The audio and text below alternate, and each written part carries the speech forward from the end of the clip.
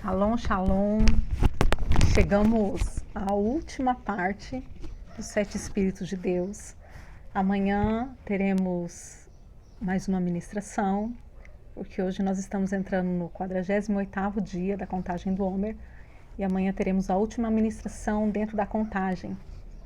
E meu coração está em festa, muito em festa, queridos, porque o Senhor tem manifestado a sua misericórdia, a sua bondade, tem nos guardado e nos sustentou até aqui, amém? Então a gente está nessa última parte do Espírito de Temor e eu quero ler um texto hoje com vocês, bem facinho de achar na Bíblia, um dos mais fáceis de achar, que está lá em Apocalipse. Não precisa ter medo, como diz meu apóstolo, não vai sair nenhum bicho de dentro de Apocalipse. Pode abrir com total segurança. Abra aí sua Bíblia em Apocalipse 3. E nós vamos ler 3 versículos, 15, 16 e 17. Apocalipse 3, versículos 15, 16 e 17. Diz assim: Conheço as tuas obras, que nem é frio e nem quente. Quem dera fosse frio ou quente. Assim porque és morno e não és frio nem quente, vomitar-te-ei da minha boca. Como dizes, rico sou e estou enriquecido, de nada tenho falta, e não sabes que é um desgraçado e miserável, pobre, cego e nu. Eu quero fixar bastante no versículo 15 e 16, porque é um texto bem conhecido, né? E a igreja, quando ela está entrando num esfriamento espiritual, geralmente esses textos são usados para mostrar que a igreja precisa ser quente, né? Como uma igreja avivada. Porém, queridos, não é isso que esse texto está dizendo. Note, vamos ver um negócio aqui, ó. Antes você fosse frio. Conheço as tuas obras, que nem és frio nem quente. Versículo 15. Quem dera fosse frio ou quente. O Senhor não está dizendo que ser frio era um problema. O Senhor estava dizendo que ser morno era um problema. Podia ser frio ou podia ser quente. E por que esse texto diz isso? Essa carta está sendo escrita para a igreja de Laodiceia. Laodiceia, queridos, foi uma igreja avivada de uma grande cidade. Laodiceia era uma grande cidade, era uma metrópole da época. Mas Laodiceia tinha um problema. Laodiceia não tinha abastecimento de água. E daí ela recebia água de 2 lugares, de outras 2 cidades vizinhas.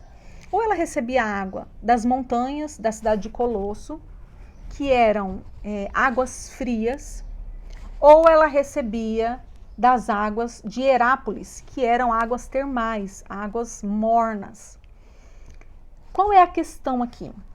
As águas frias, montanhosas, elas traziam refrigério, elas traziam frescor, elas tinham na sua essência a capacidade de refrigerar quem tivesse em contato com aquela água. Já as águas de Herápolis, elas eram águas termais, águas mornas, águas quentes, na verdade, né? E elas tinham a capacidade curativa. Os seus elementos, dentro da sua temperatura, trazia cura. E o que acontecia em Laodiceia? Essas águas, elas vinham da montanha e vinham de Herápolis e elas se misturavam. E elas chegavam em Laodiceia morna. Isso quer dizer o quê? Elas perdiam a capacidade de trazer frescor e elas perdiam a capacidade de curar. Então, elas eram águas inutilizáveis. O que isso tem a ver com o temor? Queridos, o que vai me segurar, o que vai me manter servindo ao Senhor é o temor de Deus. Eu não posso... por que a Bíblia fala tanto que a gente não deve se misturar, né? Porque a mistura dá mornidão. A mistura tira a nossa essência. E por isso que o temor tem que ser esse escudo de proteção na minha vida, que faz com que eu me mantenha na integridade. que faz com que no dia mau eu continue servindo ao Senhor, que faz que no dia do problema, no dia do luto, no dia da dor, no dia da aflição, no dia da escassez, eu continue servindo. Porque o serviço está na minha identidade. Não está na obra da igreja. Nós servimos na igreja. Porém, o serviço a Cristo está dentro de nós. E dentro de nós, ele precisa ser manifesto. E aqui existe algo perigosíssimo. Como tem sido essa caminhada? Eu acho que foi na primeira ministração sobre o temor que eu perguntei assim, o que o temor já impediu que você fizesse? E daí muitas pessoas, queridos, porque nunca saíram da igreja, acham que está tudo bem. Mas você foi feito para ter utilidade para o reino de Deus. Você não foi feito como adereço. Você não foi feito para ficar num canto nossa, eu estou aqui e eu faço parte da parede. Não. Você é um órgão vivo e como um órgão vivo, você tem que dar frutos. E o que tinha acontecido nessa igreja de Laodiceia é exatamente isso. Eles haviam entrado numa mistura, eles perderam o temor. Haviam entrado em uma mistura e essa mistura fez com que eles perdessem a essência. E o Senhor usa essa analogia do que acontecia na cidade física para falar que vocês fossem frios e trouxessem refrigério para a vida das pessoas, ou que vocês fossem quentes e trouxessem cura. Mas porque vocês são mornos, eu estou a ponto de vomitar, porque vocês não têm utilidade. Vocês não têm serventia. Vocês estão misturados. Está uma bagunça isso aí. Eu dei uma identidade para vocês. Eu dei um ponto de atuação para vocês. E cadê essa atuação? Queridos, o temor não vai somente me impedir de pecar. Ou somente me levar ao arrependimento do pecado. Ou somente ter o cuidado ao me apresentar na presença de Deus. Não. O temor vai me levar a viver aquilo que o Senhor quer que eu viva nessa terra. O temor vai me direcionar dentro do propósito. O temor vai fazer com que eu não desista. Sabe, que eu não desista da minha caminhada, independente do que aconteça com os outros, independente do que falam. E aqui eu não estou colocando a teologia da rebeldia, tá? Eu não estou nem aí com o que falam de mim. Não é isso, queridos. O que falam de você não pode te paralisar, mas você tem que dar ouvido. Porque se todo mundo, um exemplo, né? Se todo mundo fala que você é rebelde, talvez seja o tempo de você parar e analisar o seu coração. Porque talvez as pessoas estejam sentindo em você um cheiro que você ainda não sentiu. Porque nós temos a mania de nos vestirmos de vestes de santidade. Porém, quando se fala da igreja de Laodiceia, não está falando... Porque a igreja de Laodiceia era uma igreja rica. E por serem ricos, é o que está lá no versículo 17, eles diziam assim, eu não preciso de mais nada, a gente tem tudo.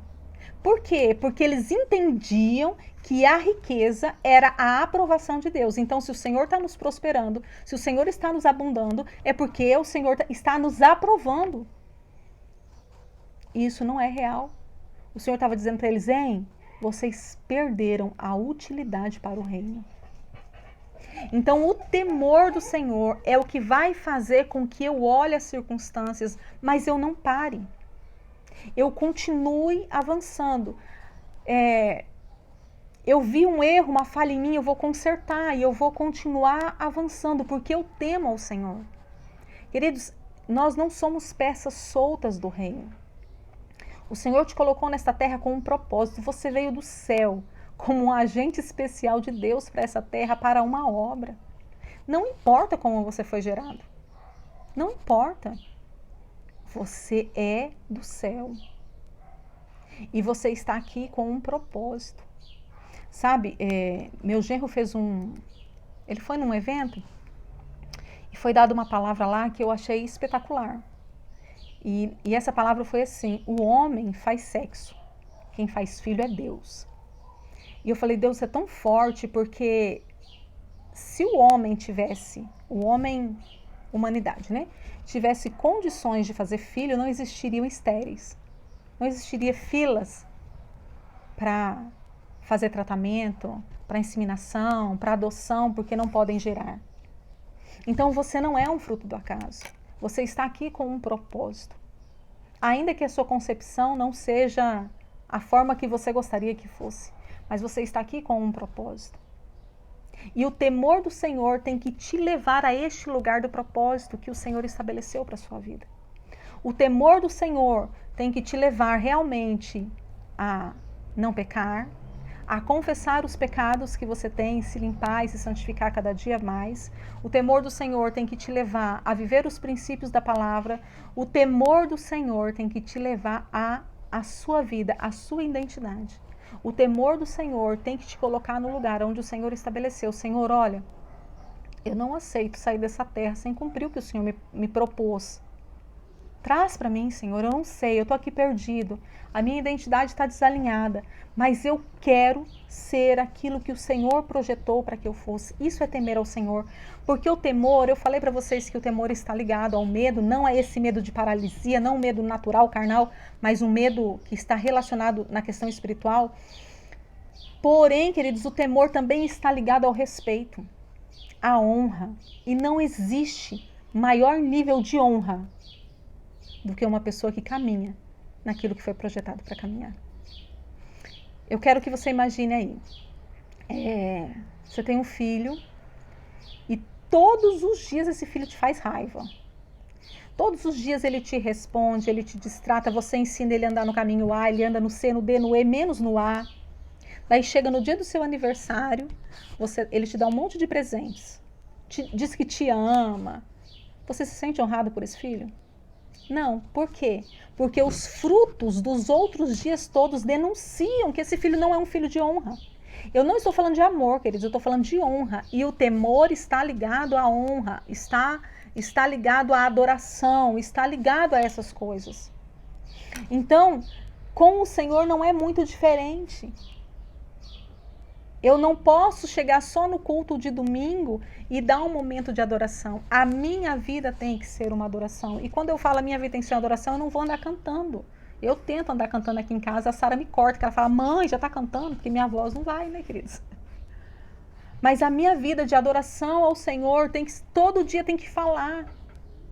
Sabe, eu tenho que deixar sair de mim aquilo que o Senhor me chamou. Se eu sofria, eu tenho que trazer refrigério. Queridos, quer coisa melhor do que uma água fria no dia de calor quando nós estamos com sede? Então, se eu sofria, se eu fui chamado para trazer refrigério, então eu tenho que estar em meio às pessoas que estão oprimidas, para que eu seja esse canal. Se eu sou quente, eu tenho que estar entre os doentes, mas eu tenho que manifestar a essência daquilo que o Senhor me chamou para fazer.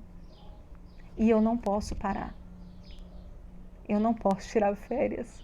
O nosso descanso não é aqui, queridos. O nosso descanso é na eternidade. O nosso descanso, entre aspas, né? Porque o descanso de enfado vai ser na eternidade, mas na eternidade vai ter muito o que fazer. Nós não vamos ter uma vida passiva. Mas você precisa entender que o temor precisa colocar você no lugar de serviço que o Senhor escolheu para que você fizesse. Amém? Que o Senhor te abençoe, que o Senhor te guarde, que o Senhor manifeste em você a essência daquilo que Ele te chamou para fazer nessa terra e que o temor do Senhor blinde o seu coração a tal ponto que o dia mau não te tire do propósito, que o dia mau não te tire da aliança, que o dia mau não te tire do serviço, que você continue avançando, avançando, avançando de glória em glória, até que nós cheguemos à perfeição de estarmos com Ele face a face. Assim, nós encerramos esse 48º dia da contagem do Homer. Nos encontramos amanhã para o último dia da contagem do Homer. Que o Senhor renove a sua vida e que você seja encontrado como alguém que o Senhor tem prazer de se sentar à mesa e não como alguém que o Senhor queira vomitar. Que a bênção do Senhor seja sobre você e sobre a sua casa. E que nessa bênção você avance e prospere. Em nome de Jesus. Shalom, shalom, queridos.